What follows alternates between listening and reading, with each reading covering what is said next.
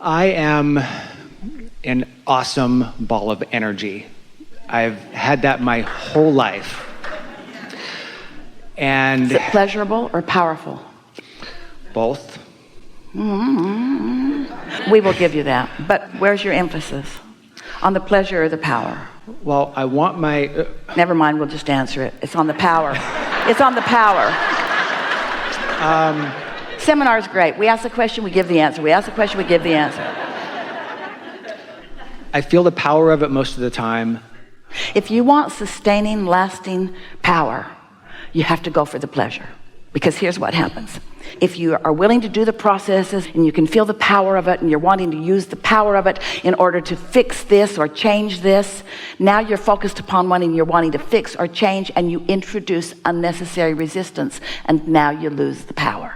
That's what I'm finding that I'm doing exactly. That's why we're talking about it. It's not just you, a whole lot of people. It's sort of the place where this understanding of these laws has come to in the collective consciousness. A lot of people are tapping into it, and they're finding more productive, effective, efficient, prosperous life experiences, but they are in tension that they don't need to be in. If you're not having a good time, then we're missing the point. So what I think I'm looking for is a way to fine-tune that. I feel like I've been doing really, really well, getting better at finding the pleasure in it. And this energy that comes forth, it's too much for most people. And it has this edge to it that I don't intend to have to it. It's never too much if you're up to speed with it. And it doesn't matter what anybody else is doing with it. If they're not up to speed with it, they don't even notice it. They just think you're weird. You just bounce off. In other words, you can't hook them in and electrocute them. That's the way you're wanting to describe it, because if you're not managing the energy, then they can't take it. It would be like if you're in a room where there's an electrical thing and it's humming and the lights are flashing and blinking because it's not in alignment, it's hard to take. But if you're in a room with awesome power and everything's just flowing fine, you can be in there with no problem. In other words, they don't have to be up to speed with you. You just have to be up to speed with you.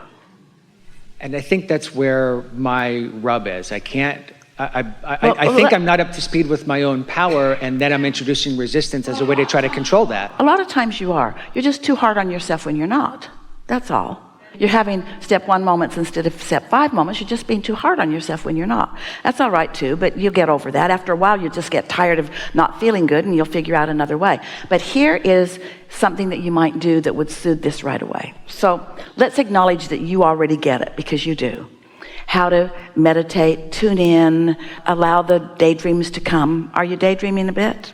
Feeling the power of that. So the other day, Esther asked almost this same question. She was feeling aligned, and yet the segments were not as satisfying as she wanted them to be. And frankly, it's because she had to do things that were not necessarily her first choice in things. Sometimes you just got to do what you got to do. And we say things and you go blah, blah, blah. We say things like make a decision and line up with it. Because if you make a decision and line up with it, then the resistance is gone and then it's a pleasurable thing. But if you are going to do something but you haven't lined up with it, then it doesn't feel so good. And so some years ago, we introduced a process called segment intending. And it just means I acknowledge that this is a new segment. If the phone rings, it's a new segment. If I get in my car, it's a new segment. When I get out of my car, it's a new segment. When I sit to do some project, it's a new segment. When I turn on the television, it's a new segment. So the first thing is identify that I'm entering a new segment. And that just means a segment where my intentions have shifted slightly from the last one. So it's new segments all day long. New segment, new segment, new segment. So then we encourage a pausing as you can. Sometimes your life doesn't allow this, but you'll get better and better at it.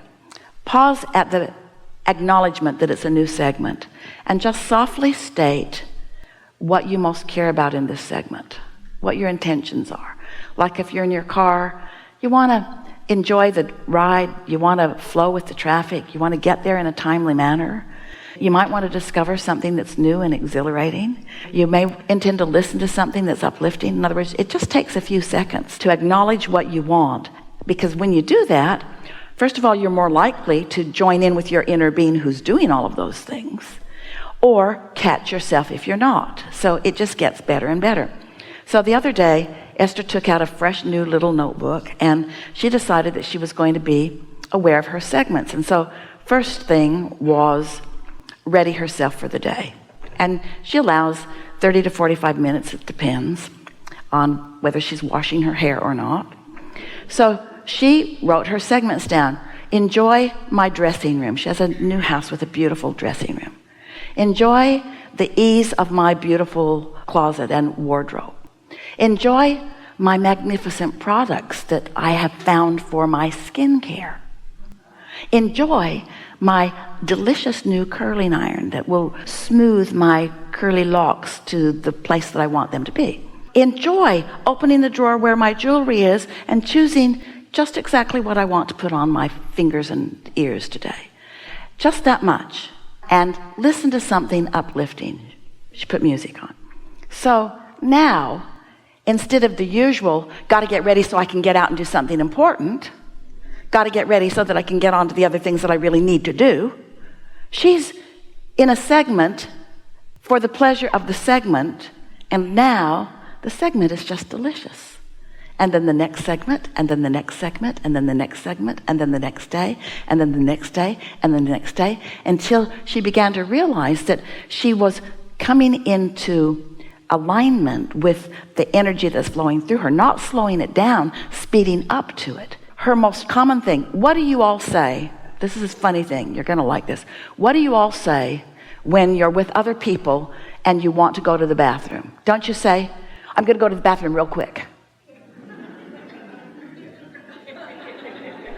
Like you're doing something wrong to break away from what's going on. Like you shouldn't go do that. So Esther would say, I'm going to go get ready real quick, which means getting ready is not an important segment. It is not a segment in which I should allow myself any pleasure. This is a segment of maintenance. This is a segment of responsibility. So I'll go do this real quick and then I'll get on with the important stuff. No, every segment is important because every segment you have the option of lining with source or not. And so after she played with that for a day and then another day and then another day and then another day, all that angst went away and she found herself feeling so good about her life and things just flowed so much more easily. It's like the lights changed for her and the doors opened for her. The entire universe cooperated with her because for the first time on lots of those little unimportant segments, she was cooperating with herself instead of holding herself hostage. You see, this is an example of someone who has not quite yet given herself permission to do the things that are important for her to do. I should be serving the world. I should be writing some books. I should be doing the twice monthly. I should be talking to my employees. I should be, well, maybe she wants to do all of those things. And if she does, we want her to do them in pleasure. But she also should put her toes in the swimming pool and maybe even her whole body, and she should warm up the swimming pool and she should set the jacuzzi and she should spend 10 minutes if the shower feels good to her. You see what we're getting at? And most of you have not given yourselves permission to feel pleasure in this segment and this one and this one. Now, stay with us for a moment, because you know what happens? If this segment you allow pleasure, or this segment you pat yourself on the back because you're diligent and hardworking and accomplishing, but this segment you don't because you're loafing or relaxing, then what happens to the continuity of your life? What happens to the momentum? You allow it and then you stop it, and then you allow it and then you stop it, and then you allow it and then you stop it, and then you allow it and then you stop it. That's that tug of war that you're describing, because you keep summoning it but then you don't let it flow. For whatever reason, you don't let it flow because somebody a long time ago gave you a hard time for taking too long while you got ready. You see? So if I, in doing these little appreciations, little pre-pavings for the segment intending. Pre-paving meaning getting out ahead of it. That's really good. Will bring me up to speed with that energy, and then in turn I won't introduce as much resistance. Usually you're up to speed as you enter the segment. But now you're going to stay up to speed through the segment. And we just got to tell you, most of you don't stay up to speed in very many segments of your experience, because you let life as it comes to you dictate how you feel, because you knee-jerk respond rather than being out ahead of it with your intentions. There's some of that, and you used an analogy at the beginning of the day today about the fast car and either going through obstacles or swerving around them, and how much energy that takes. Hear the distinction here. This is for you. When you're really up to speed, those obstacles are irrelevant. They just don't show up. It's not really like you're mowing them down. It's like they're non-existent. They only exist if you bring them into the equation through your thought.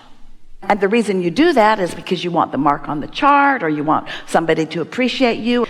Some time ago, Esther's daughter said to Esther, "Mom, I don't know if you realize this or not, but do you realize that you're describing what you're going to do today like you really need me to know that you're hardworking?" Oh, I do that. And Esther said, "Oh yeah, I guess I want you to know I'm hardworking so that you accept my deservability for all of the amazing things that come." It's like Esther saying, I must be trying to justify to the universe all this good stuff that's coming through the hard work that I'm offering. Or to justify the time that I'm not doing anything, that I don't feel like I'm being productive. Oh, you're never not doing anything. What if you're tuning? What if you're tuning to source energy? That's the most significant thing that you could do. And what's the best way of tuning? Finding something pleasure. You already did step 1. Source already did step 2. Yours is step 3, and it's tuning. It's tuning.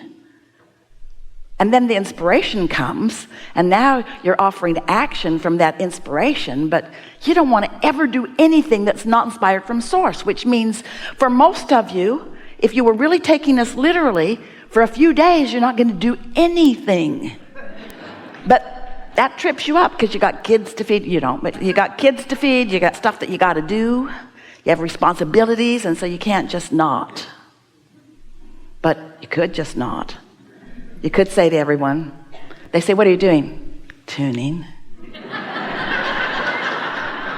And for them, you need to tell them you're tuning to power, because if you say, "I'm tuning to pleasure," I'm tuning to the awesome power of non-resistant thought. And I want to feel that awesome pleasure of the non-resistant. That's the only way it works. You are the perfect opportunity for us to have this conversation, because you sat here feeling the tension of resistant thought instead of the pleasure of non-resistant thought. That's exactly what you were describing.